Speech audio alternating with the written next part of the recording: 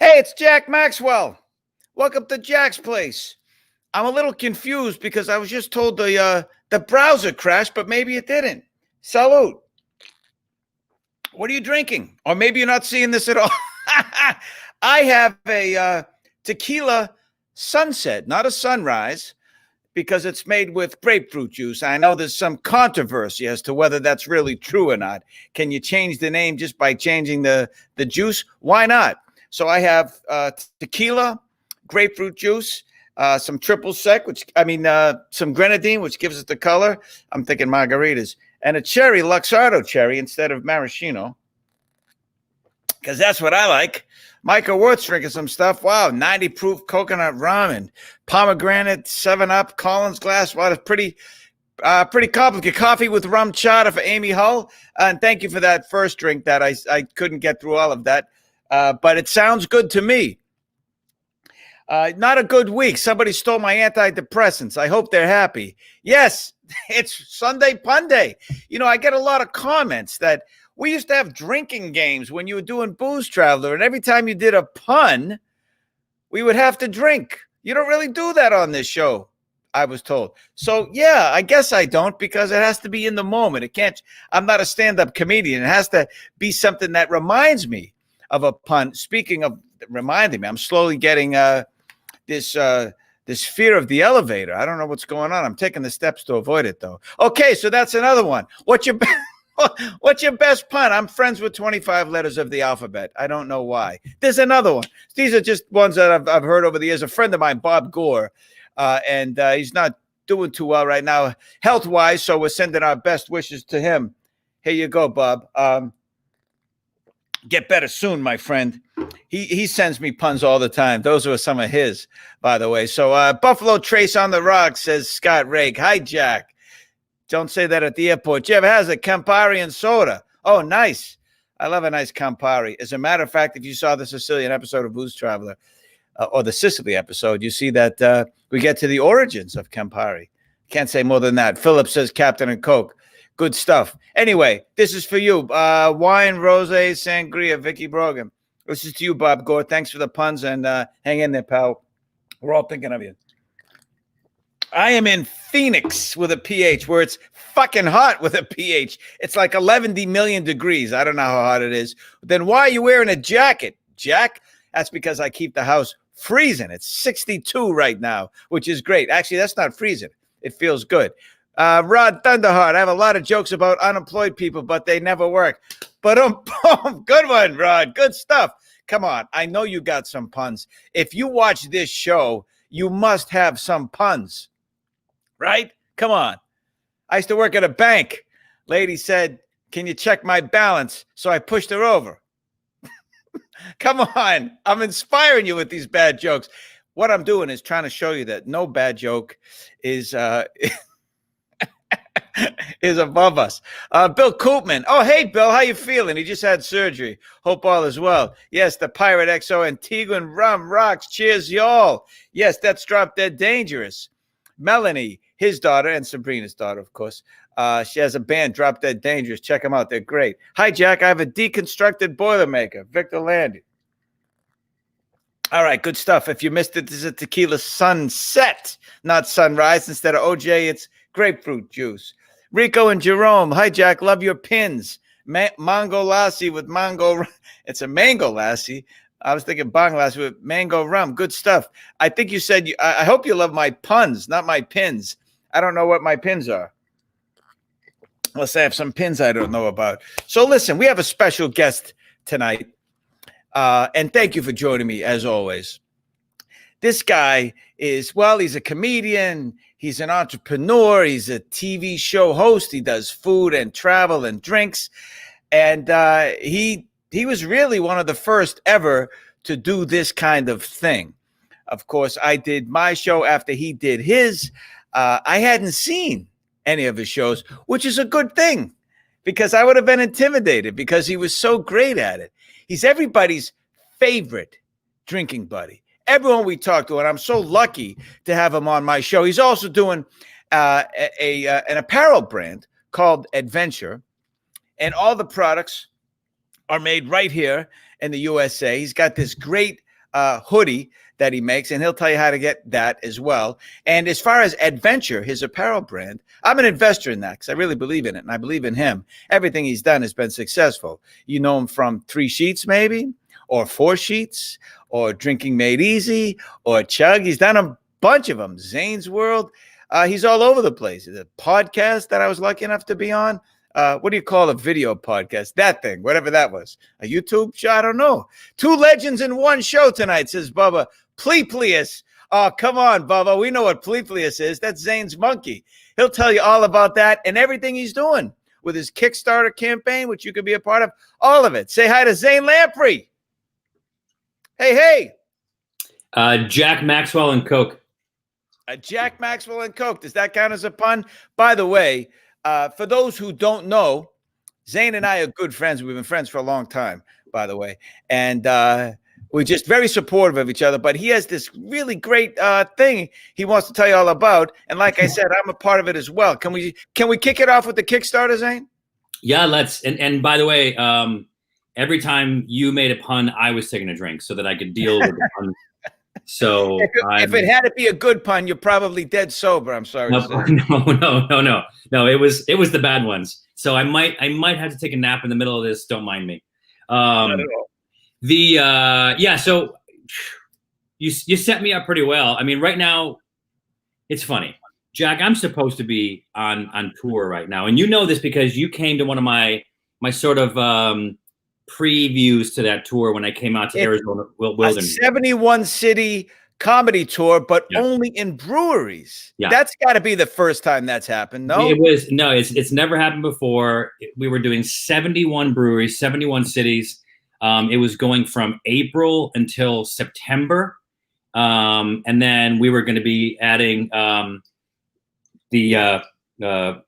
Maui, Oahu, Hawaii in October, take a little break and go back. But I mean, and then the world fell apart. We were like a week away from tickets going on sale. And we're talking about, again, 71 cities. The whole thing was planned out. It was amazing. And then kicking the balls.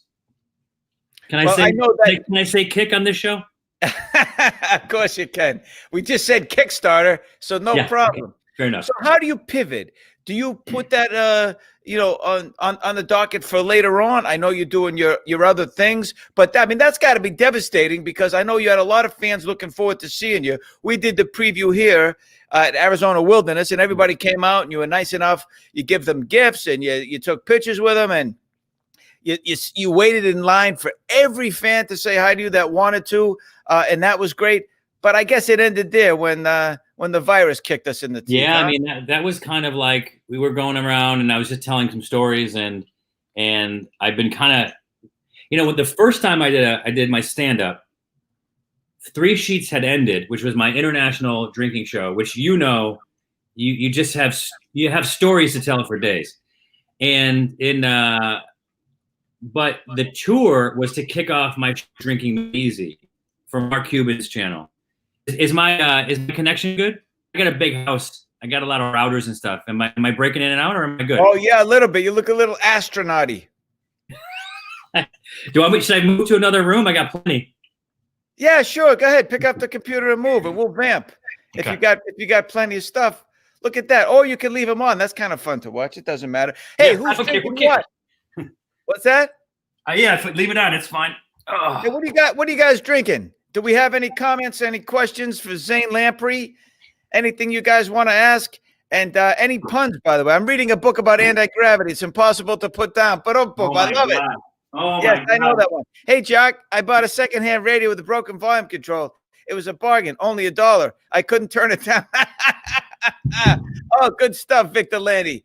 Hello from Yukon, Oklahoma. Hi from Salt Lake City, Albert Gamboa. Thank you, guys. How is that? That looks good, Zane. Am I better? Is this better? Yeah. Okay. Good stuff. Right. What are you drinking? Wait, you couldn't hear anything that I've said up until now? You said a Jack, Maxwell, and Coke. Is that really a Jack and Coke? I thought you were joking. No, it's a Jack and Coke. And I left my gin and tonic in my office, but I'll go grab that when I need it. Of course, you might have to have a couple of drinks to get through this. So you're about to start this tour. Yeah. Coronavirus wipes out everything. What do you do next? The good thing about it is I've had my apparel company for a long time, for 10 years.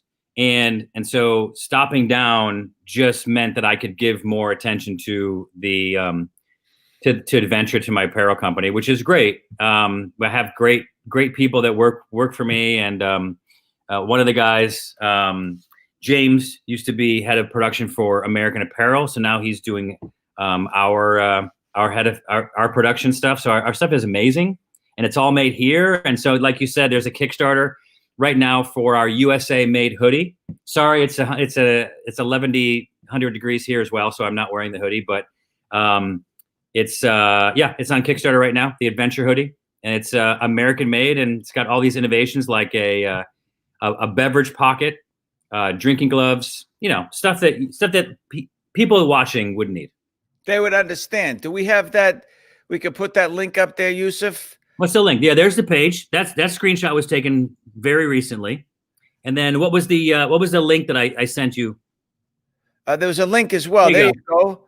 Tiny.cc/myhoodie. Just go there. Yeah, can you leave that up for a while, Yusuf? Because I know people have to write that down. You're gonna look, people go to the Kickstarter, they save a bunch of money. Making stuff in the US is expensive. How did you decide to do that? Well, there was a lot of reasons. Have you ever been to mainland China? Taiwan only, closest Taiwan. I got. Yeah, similar but different. It's funny. I was excited to go to mainland China, and I didn't during my show, but I've gone a bunch for manufacturing my stuff. And without getting political or whatever it is, I just didn't feel like their level of. And by the way, all the manufacturers we used were like blue sign companies, which means they had to meet a lot of environmental standards that are higher than a lot that we have over here. But I just didn't feel like, as a society, they cared as much about the environment as I'd like to think that we do. And also, that was one reason I wanted to bring jobs back in the US.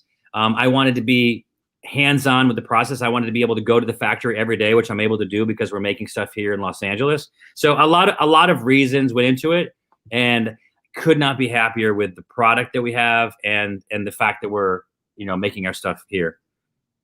I just feel weird because I didn't grab one of the hoodies because I walked out carrying my Jack Maxwell and Coke, and things got confusing. Well, the drink's important too. We're gonna post the link in the comments section so people can check that out, and also after the show. Oh, what do we got? My wife just pointed out that I'm literally sitting on a chair that has one on it. There you go. Let's see that thing here. This is one of the classic ones. Hey, Mel, can I have that? What color is that? Salmon? Is that we call it Mojave. Is that a shrimp pink or a salmon peach? What do we got? Yeah, we call it Detlef shrimp. Oh, who's that? Who's that kitty? What do you got there? This is little Jack Maxwell, our kitten. Yeah, I don't think.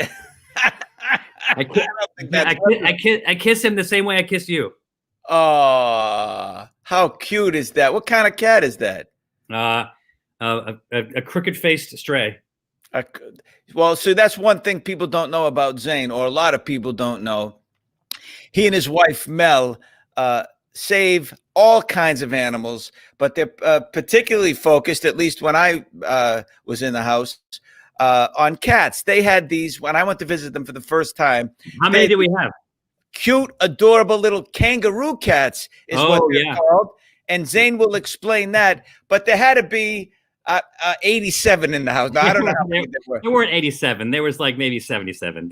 Let's not get carried away. So tell us, what are kangaroo cats? The cats that we take. So we work with several organizations, rescues, and so we foster. We're one of the foster homes, and so we have a bunch of cats here, and we take in kind of the hard luck cases, deformities and stuff like that. This guy had possible encephalitis, which means he maybe had some fluid in his brain, and his head's a little crooked, but he's kind of grown into it. Not as bad as he was before. And we kind of just take them in and socialize them. And at the end, and those kangaroo cats, they were born without what's this called? An ulna? They were born without this bone. So their hand connected to their elbow, and there weren't ligaments to make it work. So they kind of look like kangaroos because their arms are so short. Sure. But they don't know. They're cats. They're just when they get attention and they're happy and they get love. And so that's really our job, is to make sure that we take care of them medically and then also just give them love. And this guy, when we first brought him in, I'm pointing to one of our cat rooms here. He stayed in the carrier for 2 days. He didn't go to the bathroom. He wouldn't eat. He wouldn't drink anything. And so we were worried he was going to die because he was so afraid. Now he needs to be held all the time. So that's sort of the transition, the transformation that we get to make when we have these great cats. He just happens to be a fantastic one. Jack Maxwell is one of my favorite cats. I'm very honored that you named a cat with a crooked head after me. I the formed head, Jack Maxwell. Yeah. Sure. Wow, that cat's really fucked up. That's Jack Maxwell. I mean, it's got to be. That makes perfect sense. How do you find cats like that? I mean, they're not just walking around. They are walking around. This one was found in I think of an area in South Central. They reached out to one of the organizations we work with.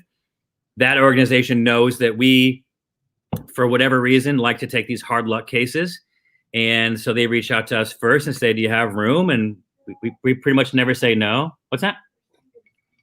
Yeah, Mel said that we're signed in there as special needs. So we take care of special needs cats.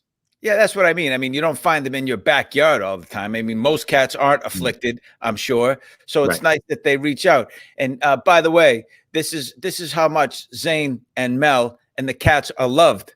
Another time I was over there, they asked people to, if they wanted to, they could help the cause. And there was boxes and boxes and boxes of cat food, cat things, all this kind of stuff. Yeah. I think your dog got jealous. So yeah, we my wife on her Instagram has an Amazon wish list for some of the supplies and stuff that we need. And I think the day you came was a day that all the stuff was delivered. And it's like, it's just so touching because you don't know. You're talking to people right now, and I don't know if people want to hear about drinking or they want to hear about cats or they want to hear about our travels, whatever. But then at the end, you resonate with some people, and people do nice things. It really is a nice reminder in humanity when people do nice things, are not looking for credit, they're not going to see it, and they just want to do something to help somebody out or help something out. Well, that's why I brought it up, because I know you don't talk about it a lot. You just do it, which is the best kind of charity. Yeah. Same with Mel. And the fact that Mel, me marrying Mel is charity. Is that what you? I wasn't sure. I think that's what you're saying. I'm gonna go with that. That's fine. You see that you're funnier than me. That's so I will take that. But yes, I was saying no. See the thing. Oh, I named my cat after Jack too. I went with Max because my other cat is named Jack. Sharon B. I don't know who that is. Cat named Well. I think she's pulling my leg. So here's the thing. Everyone knows you from all your shows, from your comedy, from everything you do. But it's nice for once to see the other side of you, that you're a human. You want me to? There you go. That's his other side. His best side. His back side. Yeah. Oh, it's really nice to see because, there's been Hollywood gets a lot of bad press. Oh, if you live in Hollywood, and I know technically you don't, but the idea of a performer or an entertainer, comedian, TV star, whatever you want to call it. And it's always, oh, they're this, they're that, but do they ever reach out and help other people? I mean, you guys are so kind to animals in need, and the way you help them, and you don't make a big deal of it. You do it because it's personally satisfying. This is not a PR thing for you. You're not trying to get praise or a pat on the back. You do it because you care, and I think people should know that about you. Thanks, buddy. I'm serious. But Hollywood is a horrible place. And let's be honest, if I actually, made it big, I'd stop doing these nice things. You know me. I'm not in it for this, man. I'm in it so I can, just boss people around and be a jerk. I'm like the the Ellen DeGeneres of something. Yeah, a lot of news this week about that. We'll see how that shakes out. Well, that goes. Everybody misses your comedy, your drinking, your traveling. Where can they check out some of it, like Four Sheets? I think the last thing you did. And then let's talk about getting you back on the road for comedy. So there is a network called Drink TV. People can go to drinktv.com. You can go and you can sign up and you can pay a monthly fee, or you can not. You just have to watch a few ads, but you can watch every episode of 4 Sheets that we did, every episode of 3 Sheets that we did, and something that's amazing that you'll understand this, and a few people will. So my best friend, his name is Steve McKenna, and he was with me in Drinking Made Easy, and he popped in the other shows and stuff. He was like a fan favorite. He had a big beard, and he was kind of a lovable something. And so we actually gave him his own show called Between the Sheets, where he would interview us about the show. And honestly, I think that's one of the most entertaining shows that I've done, because, Steve is usually the guy that's drinking and doesn't care and doesn't pay attention. But in this show, it was a round table with myself, my wife, Josh, one of the other producers, and the sound guy, and Steve. And now we're actually just sitting there drinking and getting pretty rowdy while Steve's trying to keep the show together, and it's amazing. So that is on Drink TV as well. So if people have, you can go to drinktv.com. You can download the app. You can get it on Apple TV or Roku. And like I said, it's free. Watch a few of the ads and enjoy. There you go. You can find Zane's shows on drinktv.com. How great is that? Salute. So cheers. Cheer you too. Outside of that, can I ask a question? Was there a question for Zane? I have a question for you. Oh yeah, what do you got, pal? What are your top 3 international ways of saying cheers? Oh, that's a good one. It's funny too, because you could, they're so short, because generally they're one words like salud or salute or kampai or tagai. In South Africa, it sounds like gesundheit. It's very close to that, which means to your health. What I love about this is to learn toasts more than saying cheers, right? And in Sicily, because I'm Sicilian, and I was able to take my mother to that episode, but we want to talk about you. Anyway, I'll just tell you this quickly. I learned the great Sicilian toast that was, it's fascinating because it says so much about the Sicilian people. And so we'll do this, and I'll teach it to you later if you don't remember it after the first one, but it's che non bevi un compagnia of un ladro o una spia. Salud. I'm not going to repeat that. I'll just say salud. I was working on it, and then I gave up halfway through. And what it means is the one who won't drink in company is either a thief or a spy. Wow. I love that. That's fantastic. Because other than just cheers, you really learn about the culture when you see what they toast to and how they say it. What about you? What are your favorite ways to say cheers? I was in Ireland on my very first episode. I mean, probably my very first doily factory. I remember that. What's that? Didn't you go to a doily factory or something? No, that's what the producer wanted us to go to a doily factory. Oh, that's what it was. I remember the story. And I was like, no, let's go over here. So we actually went to this place to shuck mussels, before. It's like there was always an activity that we did before we drank. So we went and shucked mussels and or oysters, I guess.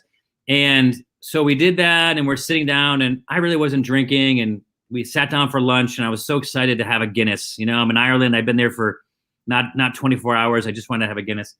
And this guy sits next to me, and we're just talking, and he come to find out he's a surgeon, and this is a place he loves to come. I think it was a weekend or whatever. And I told him about the show, and he taught me this. He wrote it down. So I committed it to memory like yours. And he told me, it's like, sláinte breden, basaneren, I guess, bodmore. And I was like, wow, that's fantastic. That's great. And I said, what does it mean? Means to the health of the salmon, a death in Ireland, and a big penis. No connection whatsoever. You gotta love the Irish. I was like, fantastic. It just sounds so romantic. So anyway. Eloquent, aren't they? Zane, we knew you drank so many weird things on 3 Sheets. Which was the worst? Asked Tracy Clemens. Jack, did you have Viper rum in Belize? Yes. Horrible. Horrible. Not good. Not good. Not tasty. Nothing. And that would be the first time that I had something in a drink that wasn't supposed to be there. You know what I mean? Sure. Like, it's same thing happened in Vietnam and South Africa and a bunch of places where they felt like if you put this animal in this spirit or whatever it was, that it would take the essence of this animal and you could drink it. Very old. I mean, whatever. It doesn't make sense. So the snake was a phallic thing. So they say it's good for fertility and libido and all this kind of stuff. And it's just like, it's a dead snake in a bottle, and it's kind of horrific. And it tasted like a dead snake in a bottle. With inside of dirty pond water. It was really crazy. Very brackish, very dark. Mine was a Cobra in Hong Kong, and I didn't want to insult the lady. So I said, it's a nice Cabernet Sauvignon, because she thought it was the best thing in the world. And then she took me over to one that's a tiger penis. Did you have that one? No, I had snake penis. Snakes have penises? Yeah, they have 2. So it was so interesting. We would have little animations in the show. And so I believe they did an animation to show what it was. They have 2, they're like barbed or whatever. So yeah, I mean, I was in a place in Taipei in Snake Alley, and they lined it up, and it started off with snake bile mixed with gao liang, which is like was like a sorghum rum. It's like a rum. And then they had snake blood mixed with the gao liang, and then they had the snake poison, the venom, which you can drink, I guess, and mix with it. And then the last one was this big jar that came out with all these filled with just snake penises, and it was horrendous. Did you go to Snake Alley when you were in Taipei? No, did not. Enough to see there for sure, but we missed that one, I guess. But it would probably be. It would look a lot like where the coronavirus started. Pretty much. Well, we had that drink though. I mean, it wasn't bad if you like pinas coladas. Yeah. Getting caught in the rain, I suppose. But of all the places, for Zane, how's Steve McKenna? How's Steve McKenna's Vicky Brogan? How since what? Oh, Vicky Brogan. I'm like, what is a Vicky Brogan? There, it makes sense. Steve's great. Steve doesn't drink anymore, and he lives in Utah, and that is the God's honest truth. Hey, I don't drink anymore either. I don't drink any less. Actually, it's about the same. Yeah. So somebody had the name on their thing. Their last name, of course, obviously made up, was Pleplius. How's he doing? Pleplius is he sleeps a lot. He's been through some stuff, He's been through a lot of travels. He wants to retire. I break him out every now and then. I know you get a lot of the same questions that I do. And with coronavirus, obviously what's going on in the world, which is terrible right now, and it's not an overstatement to say things have changed forever, at least to whatever extent. But so many people are reaching out to me, as they are to you, I'm sure, because they miss travel and they miss socializing. So people are reaching out to you to ask you how I'm doing all the time. How's that Zane fella? Hey, Jack, listen, I'm really worried. How's Zane? I'll put him on the show. He'll tell you himself. But between missing travel and missing socializing, people are asking me more questions now and reaching out more than they ever have since the show went off the air. So I will say the same thing to you. If it were to magically end tomorrow, which we know it wouldn't, and you could go one place on earth, where would it be? It's interesting. My quick answer to that is Maui, because one of my good friends and your good friends, Garrett Marrero from Maui Brewing Company, is out there. And it's just like, I need travel. I just kind of also need a break. It's just this has been like, I'm not going to start complaining, because people have a way worse than me, and people have been way more affected than me by this. But it's, and this is not a real problem, but it's like, we had this whole tour scheduled. We had this travel around it.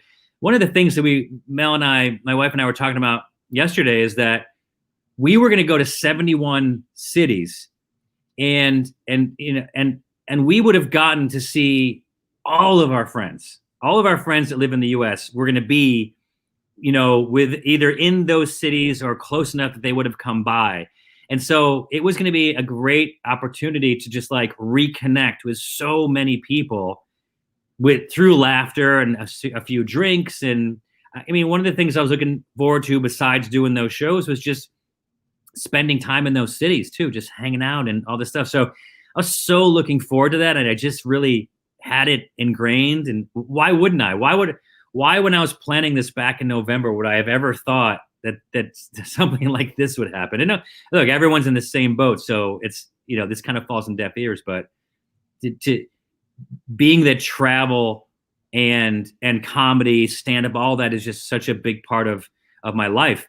It's been like, it's been an adjustment, and it's constantly one. And the worst part about it, again, I'm not telling anybody anything that they don't know, is that where's the light at the end of the tunnel? Because when we started this, right, when this whole thing happened in like February, March, it's like, we'll be fine by June, we'll be fine by July. And now we stopped saying that. We're not even saying it. We're not like, we'll be fine by Christmas. Now we're just like, I don't know. I think it would be folly to say it's going to be by this particular date. How can we tell? I mean, between it's going to go away or it's not that bad or we're going to have things open by Easter. Let's just be honest and have that tough conversation with people and with each other that we just don't know. Yeah. And it's okay that we don't know. We've never seen something like this, certainly not for the last 100 years. So let's be safe. I'm on the side of wearing masks because it's not just for yourself, it's for others. I think it's a polite social,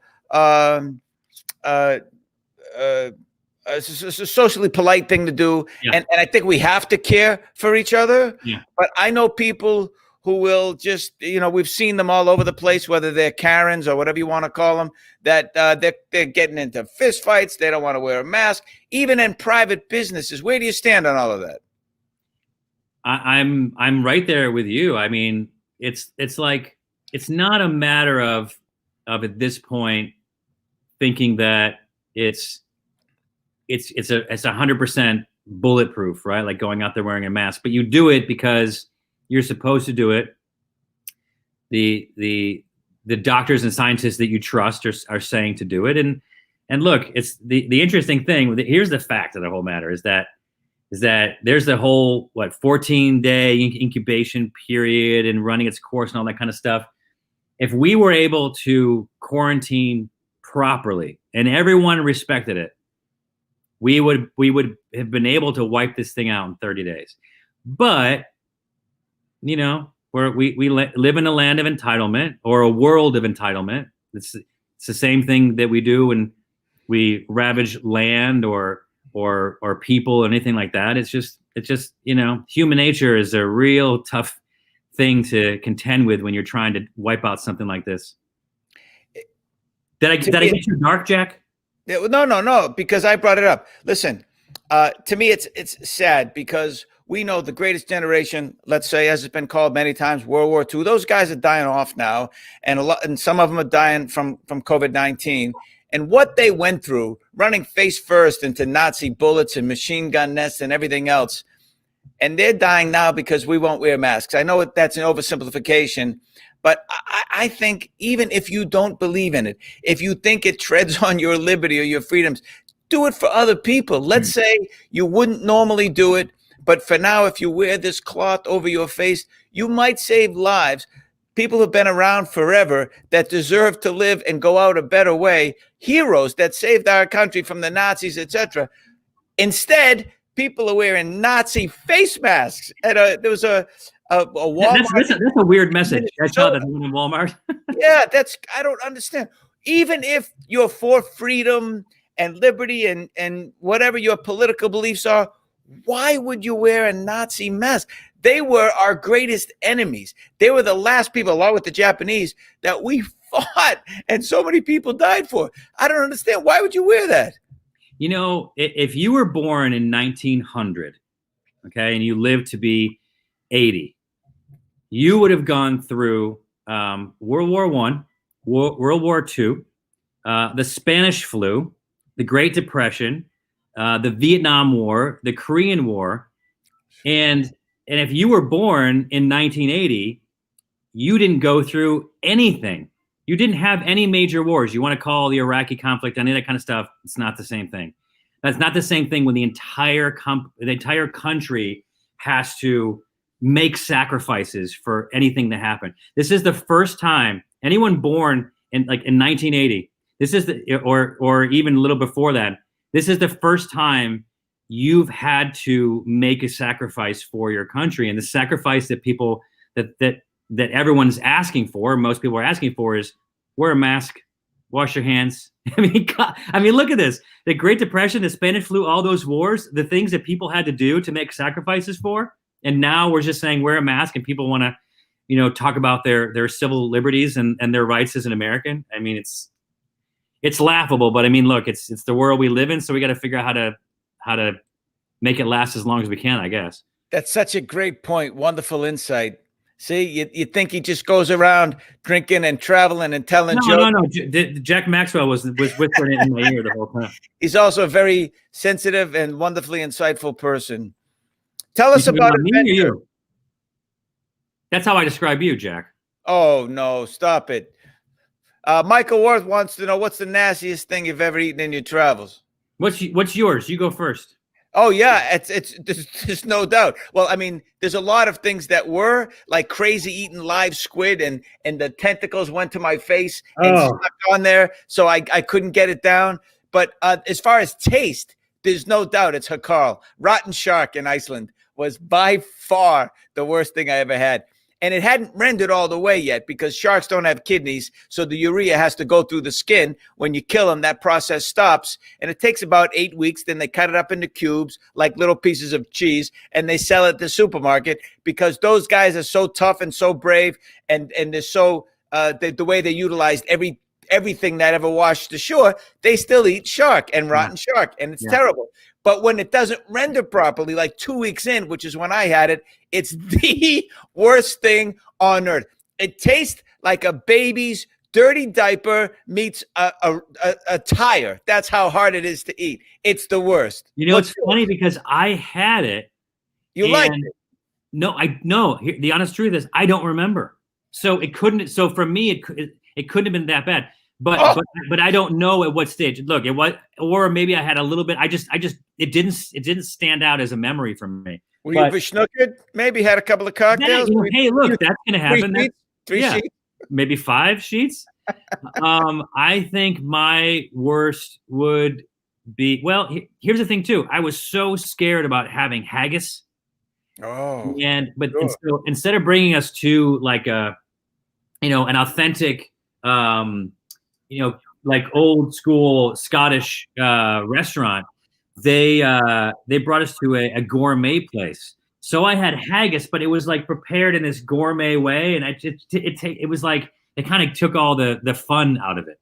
All right, you had the fancy haggis, you fancy boy. That's right. I would say that my worst one is probably like just a caterpillar. It's disgusting. Oh yeah, you bite it and it just pops.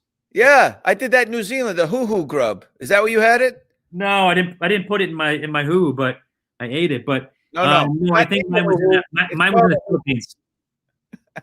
Where did you have the caterpillar? I didn't hear you. In my hoo. Oh, you put it in your hoo. Nice. Yes, in the Philippines.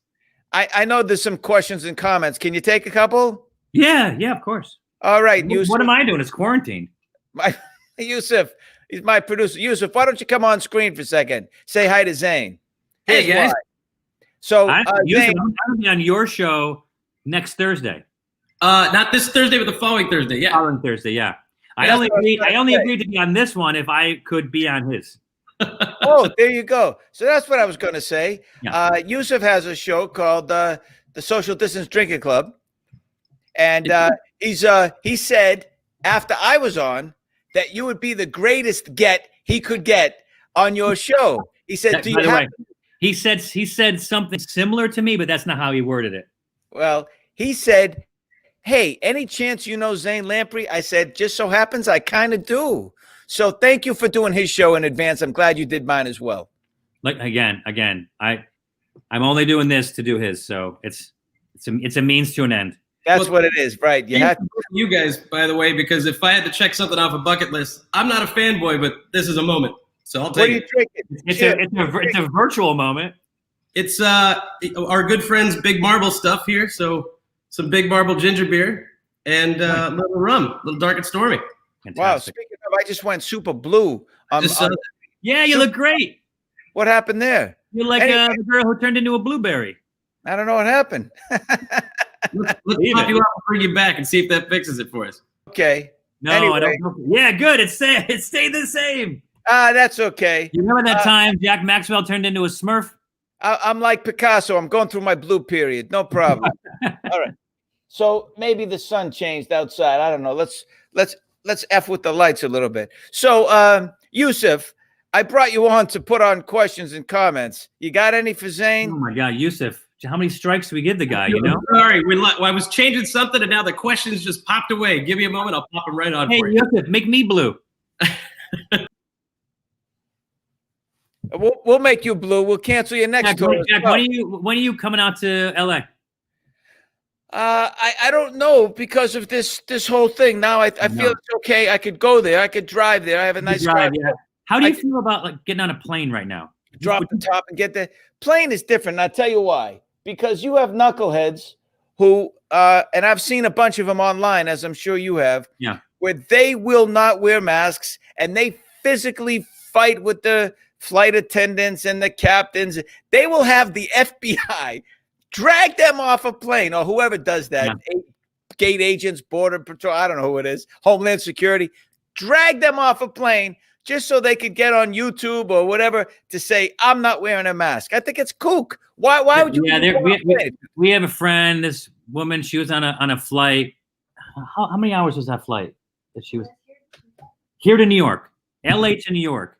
She was in business sitting next to this guy who would not wear a mask. What she even like politely said, she's like, I have a brand new mask in the package. He's like, no, I'm good. I don't need one. And it's just like, how uncomfortable is it to like sit next to that person for so long? And that was when the flights were happening. And it was like maybe a month ago, the airlines were saying that they were adhering to those policies, but they weren't. So, hey, listen, wait for Yosef. I'm going to run and get my other drink. Don't tell me. Yeah, please do. While I look at the screen in total fascination, wondering how I turned so green. Jack, any plans to visit Cuba again? Rod Thunderheart. That can't be your real name, but I like it. I like that thing you're doing in your emoji too. Yes, actually, not set plans, but I might be visiting very soon. As soon as they, it might be the first place I go. Actually, I've been asked to visit. I'll tell you more details when we get through it. But to me, the most indelible memory of Cuba is, well, there were a couple, how wonderfully happy and fun the people were, how great the mojitos were that I had, and the cars. It's like as if time stopped in 1959. And not only did they keep up these cars from that time, they had to do it with parts from washing machines and dryers and everything else because they weren't allowed to. Up until a certain point, I guess it's different now, you couldn't bring in new cars and new car parts. So they did everything they could because they had such pride in those great cars. And I just love it there. I can't wait to go back to Cuba. How about you, Zane? I was supposed to go, and an interesting story. Did you ever meet Bourdain? I did not. I'm sorry to say. Well, we didn't have a good first, second, or third meeting, but we became friends after that. But he, when we were doing 4 Sheets, now I was producing the show with my wife, and we wanted to go to Cuba. Look, doing the shows that we did, Jack, it's a really great way to knock some things off your bucket list. Sometimes things you didn't even know were on your bucket list to begin with. And so I reached out to Tony and said, hey, we're going to Cuba. Any chance that you're going to be there at the same time? He says, no, but I love it. Maybe I'll go, whatever. And so we we kept looking into it, and our budget just didn't support any issues. If we had problems with the government or anything like that, we would have been screwed, and we would have had to deliver the episode. So I just, at the last minute, not last minute, but with enough time, I kind of just pulled the plug on it and said, we just can't take the risk. So we instead went to Grand Cayman.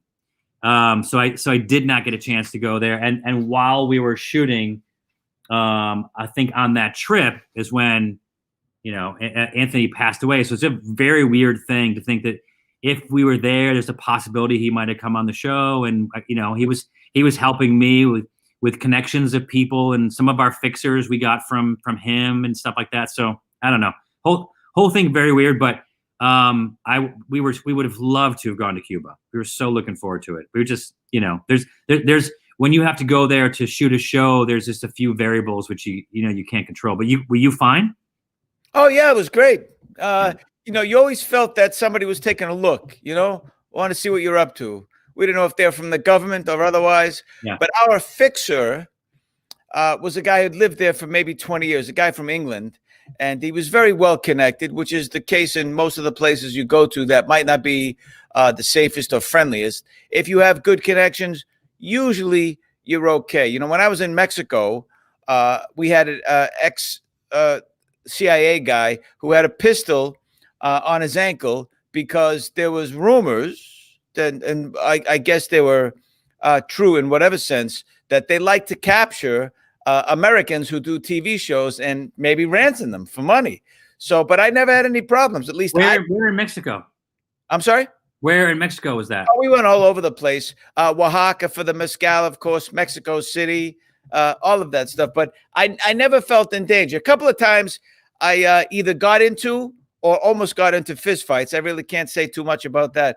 But something about my probation. No, not really. But other than that, I didn't really feel like I was in danger to my life. I mean, a fist fight, anything could happen, I suppose. But I never felt that someone was going to kidnap me or shoot me or anything like that. But people did want to know what was going on. So we were followed several times for sure. What about you?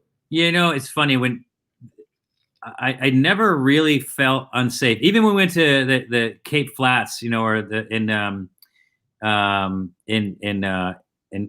Cape Town, the very, the poorest section there. And it's funny, when I was in Rio de Janeiro, the favela, we had 3 undercover cops that were with us the whole time, and they broke it up. So there's always 2 of them.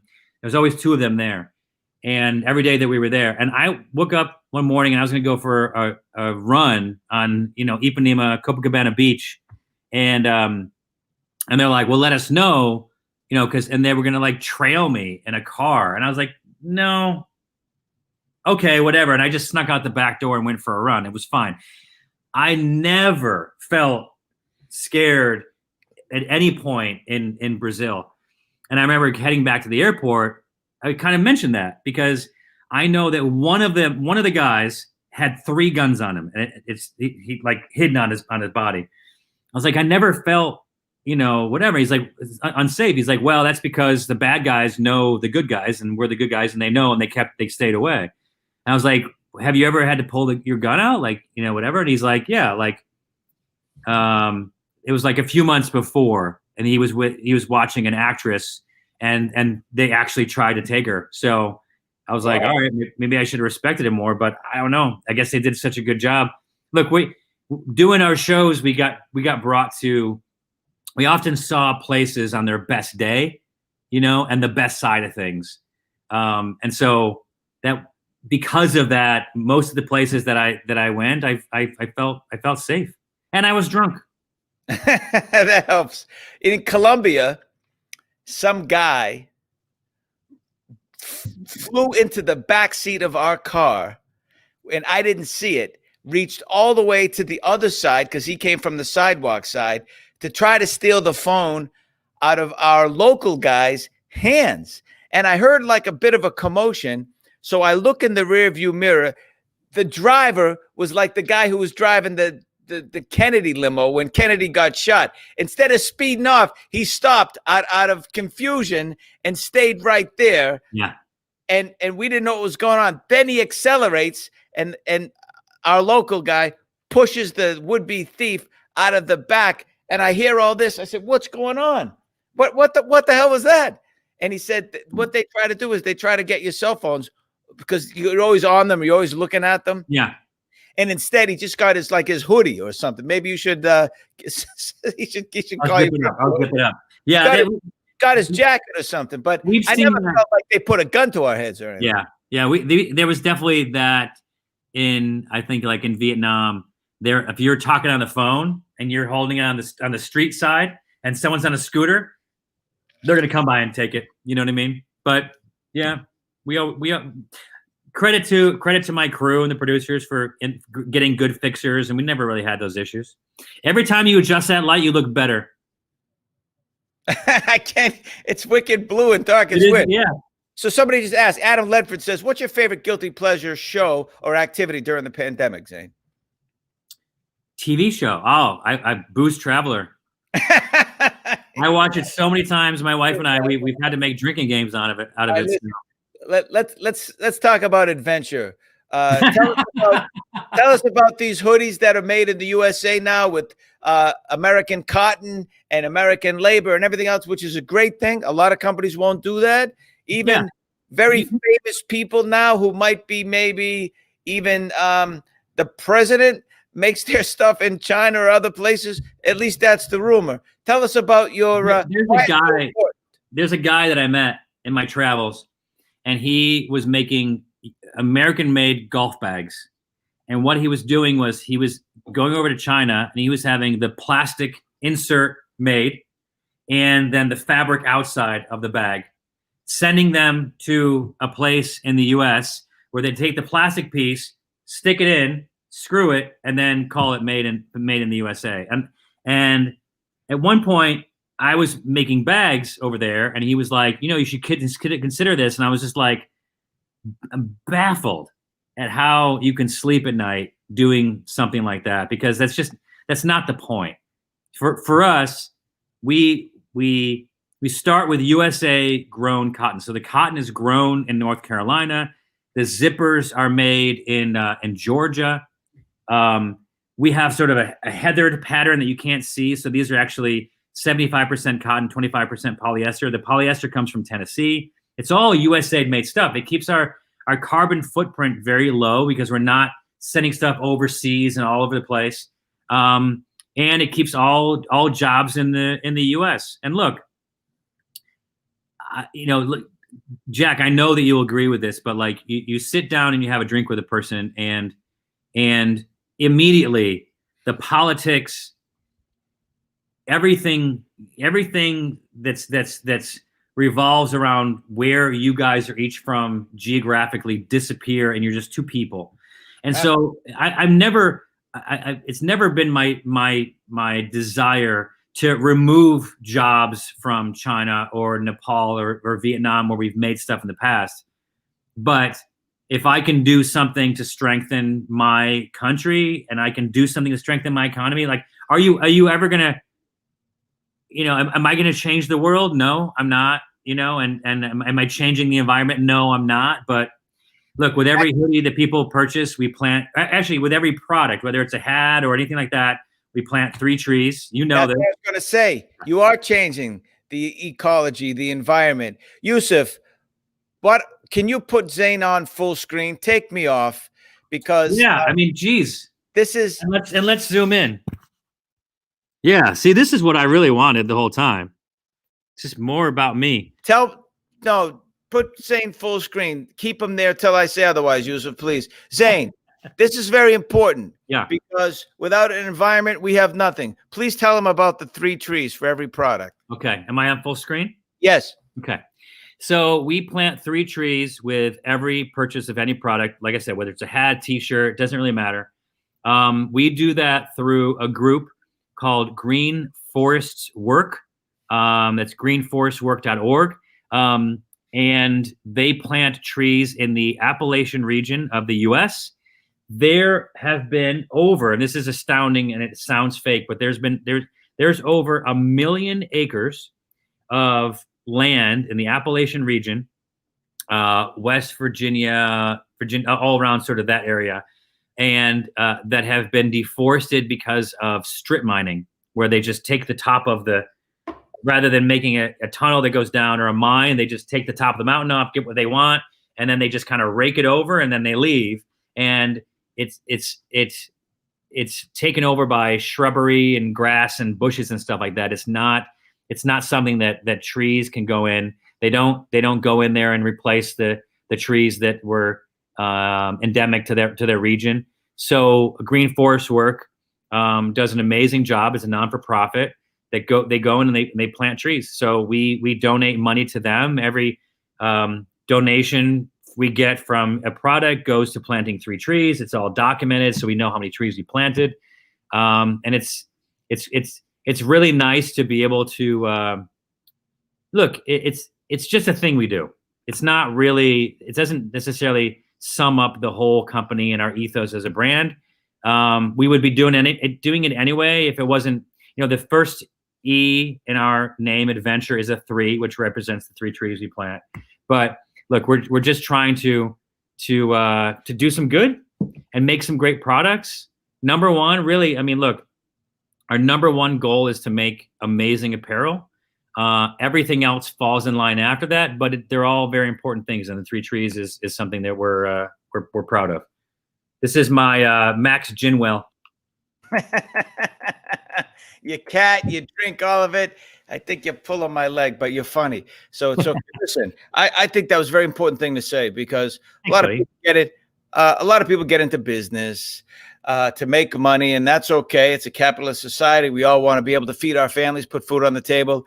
But just like when you're taking care of cats, you want it to be made in America. You want to, create jobs. All of this, it makes it so much more difficult for you and expensive.